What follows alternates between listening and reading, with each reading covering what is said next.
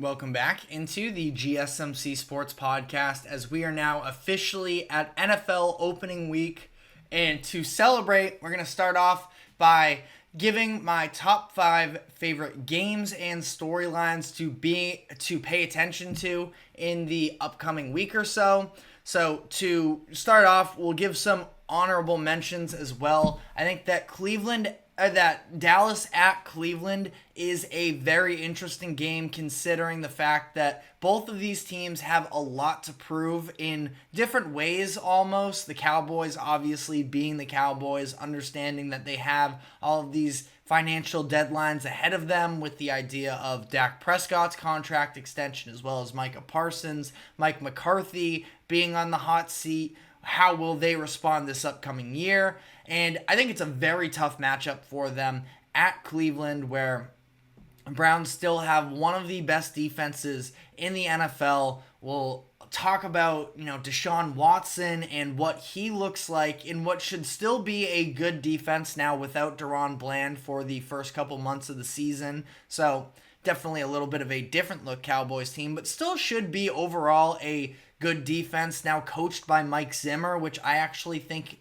could be an upgrade over Dan Quinn. So this is a game that I'm definitely looking forward to. I feel like all the public money is probably going to be on the Cowboys, but don't sleep on the Browns either because that is a very tough football team. And the other honorable mention, a little playoff rematch from last night. Matt Stafford going back to Ford Stadium in Detroit to try and avenge the playoff loss. This is one that initially I had higher on my list, but the reason why I bumped it down, I think entertainment-wise it should definitely be there, and the Rams are going to come ready to play.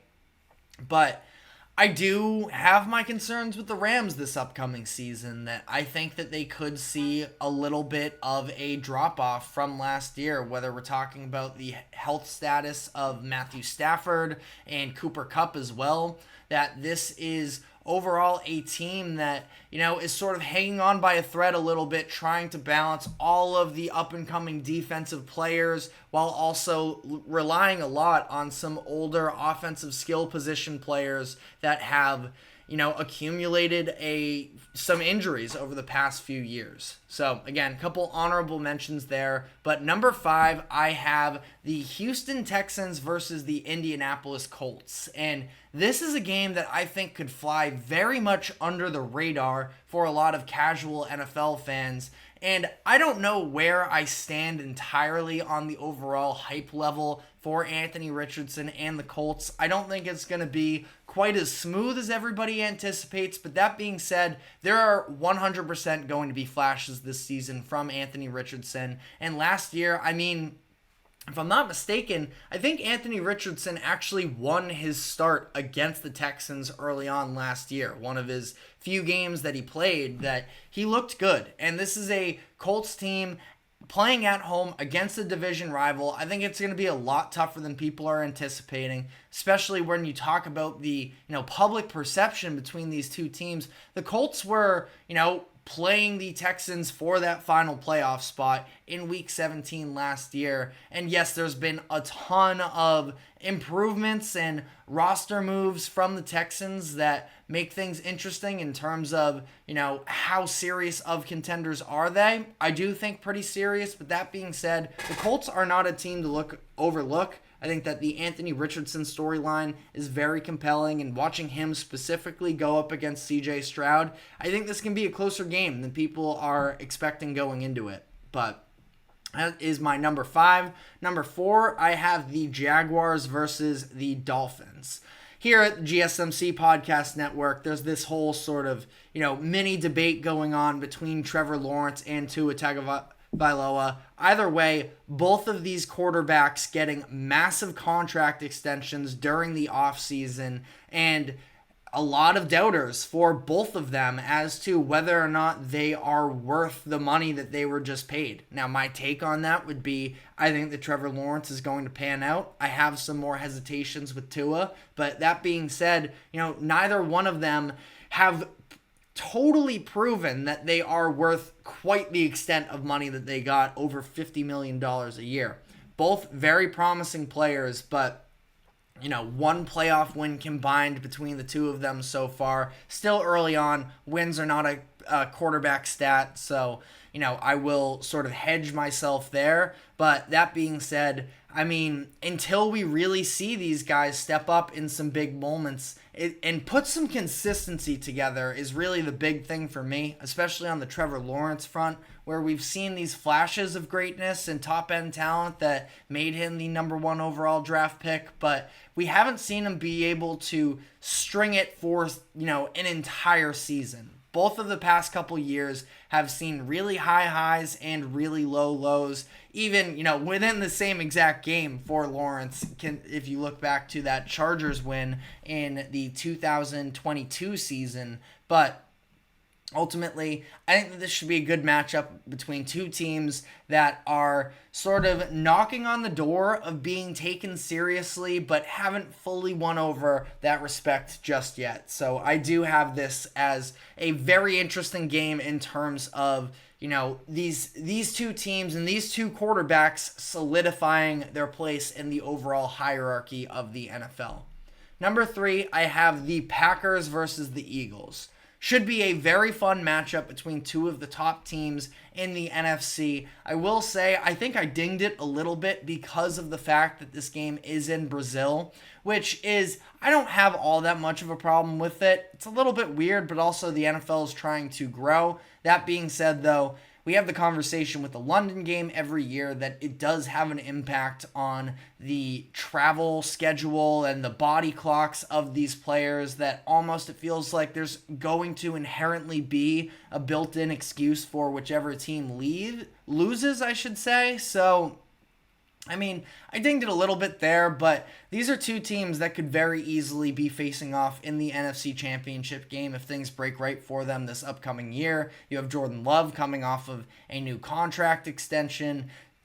This idea of, was it a little bit of a fluke run at the end of last year, or is this really who they're rearing into being? Meanwhile, the Eagles had a little bit of an identity crisis by the end of last year, falling apart, having all of the offseason, stories about the relationship between Nick Sirianni and Jalen Hurts and the dysfunction that occurred behind the scenes. But this is still a very talented team, two very talented teams, maybe on a little bit of different timelines here, but ultimately both with the same hope of coming out of the NFC. So I think it could be a very interesting game. Number 2, the New York Jets versus the San Francisco 49ers. Now, if I was going to, rank these just based off of how competitive I think the games will be, this might not have made it. I think the 49ers are still really good. I hear all the red flags and concerns about them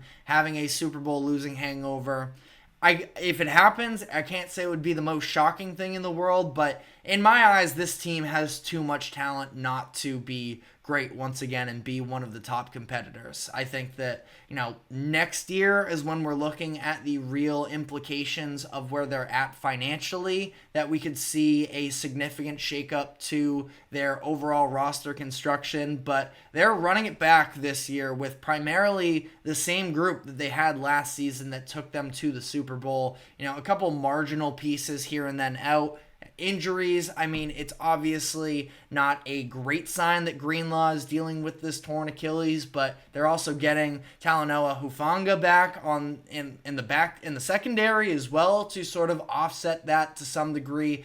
The reason this game is number 2, though, is because of the fact that we're going to see Aaron Rodgers hopefully play a full game for the New York Jets, and this has been one of the biggest NFL storylines over the past couple seasons, and it feels like, last year was just so anticlimactic, him going down at the very beginning of the year, that, the media and such was just sort of forcing this storyline of Aaron Rodgers to the Jets. Are they Super Bowl contenders now? Just sort of shoving it down our throats and then having it not even really be a discussion after 3 plays. So we're sort of back on that train again.